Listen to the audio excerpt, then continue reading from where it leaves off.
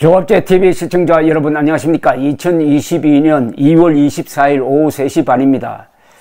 푸틴 러시아의 우크라이나 침공이 전면전으로 확대되고 있습니다. 전면전임이 확실하게 되었습니다. 우선 우크라이나를 3면에서 포위하고 있던 약 20만 명의 러시아군이 작전을 개시를 했습니다. 가장 충격적인 것은 키예프 공항을 미사일로 때리고 있을 즈음에 키예프에서 한 수십 킬로미터밖에 떨어지지 않는 북쪽의 국경선, 벨라루스와 우크라이나 국경선을 넘어서 러시아군이 침공을 시작을 했습니다. 탱크, 장갑차를 앞세우면서 이 벨라루스는 러시아의 위성국과 같은 존재인데 최근에 러시아군 3만 명이 벨라루스에 들어가서 합동훈련을 했습니다. 그리고 훈련 기간이 끝나지도 않았는데 돌아가지 않고 있다가 이번에 벨라루스 우크라이나 국경을 넘어서 침공을 했습니다.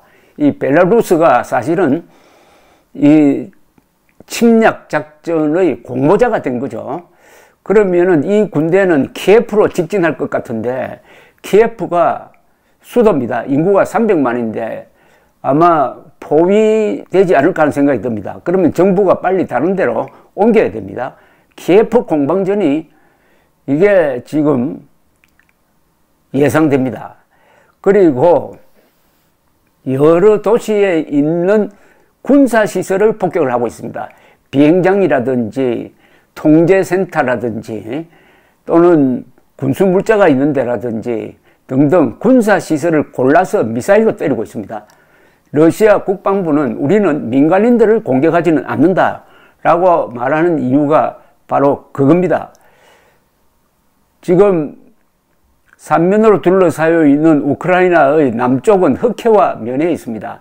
흑해에 오데사라는 지역이 있습니다. 이 오데사에도 러시아군이 상륙을 했다고 합니다. 그럼 남북에서 이렇게 밀고 들어오고 그리고 동쪽에는 이미 전부터 러시아군이 들어와 있었다가 이번에 두 지역을 공화국으로 선포한 다음에 그 공화국에서 파병을 요청한다 해가지고 푸틴이 오늘 동부 지역에 군대를 보내겠다고 하더니 동부 지역뿐만 아니라 삼면에서 다 쏟아져 들어오고 있습니다.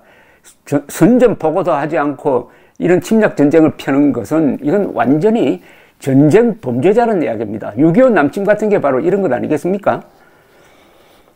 그리고 지금 젤렌스키 우크라이나 대통령은 바이든과 통화를 하고 긴급한 원조를 요청을 하고 무기를 보내달라 요청을 하고 그 다음에 비상계엄령을 선포를 했습니다. 유엔 안보리가 지금 소집되어서 회의를 하고 있는 중에 푸틴의 공격명령이 내려갔으니까 이 유엔을 푸틴이 얼마나 무시하고 있는지 잘 보여주고 있습니다. 그래서 지금 동원된 병력은 전투기는 아직 이야기 나오지 않고 있습니다. 미사일 그리고 보병이 지금 들어가고 있습니다. 미사일은 주로 순항미사일, 탄도미사일, 정밀폭격이 가능한 미사일로 군사시설을 외과 수술하는 식으로 때리고 있다 이런 이야기죠. 그런데 미국은 내일 러시아에 대한 중대 제재 조치를 발표를 하겠다고 합니다. 중대 제재 조치 안에는 러시아를 달러 금융 결제권에서 완전히 추방하는 것, 즉 러시아가 달러를 사용할 수 없게 하는 것, 이게 가장 클 것으로 보입니다. 러시아는 세계적 자원 수출국입니다. 주로 석유, 천연가스, 특히 천연가스는 서유럽으로 중점적으로 보내고 있습니다. 서유럽의 천연가스 소모량 중에서 러시아에서 들어오는 게 한 40% 이상 되는 것입니다. 이 제재에 발맞춰 가지고 독일과 러시아 사이에 발트해를 지나가는 가스관을 지금 깔아 놓았는데 이것을 준공시키지 않고 그냥 가동을 보류시켜 버렸습니다. 이렇게 되면은 1년에 아마 러시아에 주는 이 금전적 타격이 수백억 달러에 이를 것입니다. 자, 여기서 우리가 얻을 교훈은 뭘까요? 우크라이나 사태가 한반도에 주는 교훈이 있을 겁니다. 이 우크라이나 사태를 유심히 쳐다보고 있는 사람이 시진핑과 김정은일 것입니다. 특히 시진핑은 우크라이나에 대해서 미국이 어떻게 대응하는가를 보면서 타이완을, 대만을 침공할지 말지 아마 머리에서 계산이 복잡할 것이라고 생각을 합니다. 그리고 김정은 또한 핵도 없는 한국을 한미동맹 해체만 시키면은 우크라이나 신세로 만들 수 있다라고 생각할 것입니다. 특히 미군을 점령군으로 보는 이재명 같은 사람이 대통령에 당선된다면은 대한민국을 우크라이나로 만들 수 있다. 한국은 핵 개발도 포기했다. 핵 미사일 방어망도 설치하지 않는다. 더구나 종전선언을 통해서 한미동맹 해체로 가려고 한다. 그러면은 김정은은 요 한국을 어떻게 우크라이나화 할 것이냐는 식으로 머리를 굴리지 않겠습니까? 우리로서 또 교훈이 하나 있습니다. 키예프가 국경선에서 너무 가까이 있어요. 수도가 국경선에서 가까이 있으면은 한국도 마찬가지 아닙니까? 휴전선에서 너무 가까이 있으니까 이 수도권이 인질이 될 가능성이 있습니다.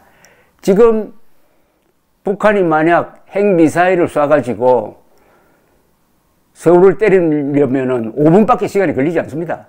그것을 막을 방법이 없어요. 다행히 윤석열 후보는 만약 그런 기미가 있으면 선제 타격을 하겠다. 또 핵미사일 방어망, 즉 사드를 설치하겠다고 했습니다. 이재명은 그걸 둘 다 공격을 하고 있습니다. 전쟁을 부른다고. 우리가 살아야 한다.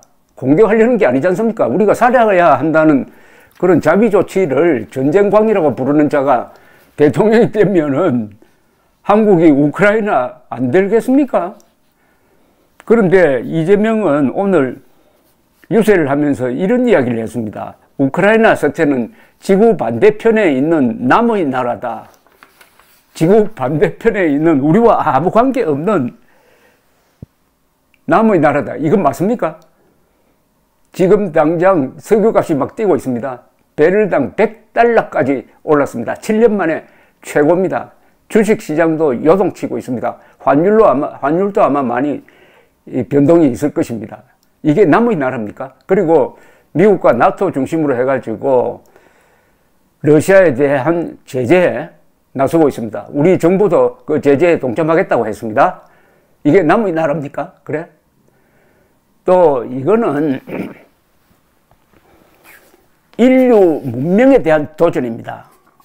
러시아를 침공할 의사가 없는 아주 평화적인 그리고 민주주의를 하는 우크라이나를 이렇게 짓밟으면은 힘없는 나라가 어떻게 살겠습니까? 그러니까 미국과 나토가 중심이 돼가지고 자유세계 전체를 뭉치게 해가지고 이런 러시아를 편드는 중국 그리고 북한을 이제 견제하겠다는 이런 자세로 나올 수밖에 없고 이렇게 되면은 역시 전체주의 대 자유민주주의 세력의 대결로 가는 겁니다.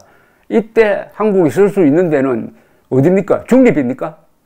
한국이 한미동맹 정신에 따라서 미국, 나토, 서구와 손을 잡아야 되는 것 아닙니까? 그런데도 이재명은 우리와는 아무 관계 없는 지구 반대편 남의 나라라고 우크라이나 사태를 냉소하고 있습니다. 이것은 정치인으로서 이전에 한 인간으로서 있을 수 없는 겁니다.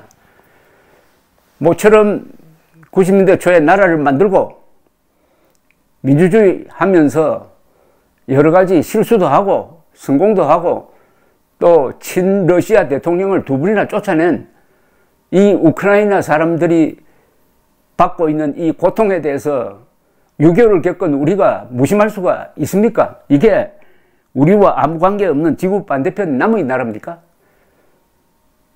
오히려 이번 이 우크라이나 사태가 이재명에게 매우 불리하게 작용할 것이라고 생각을 합니다.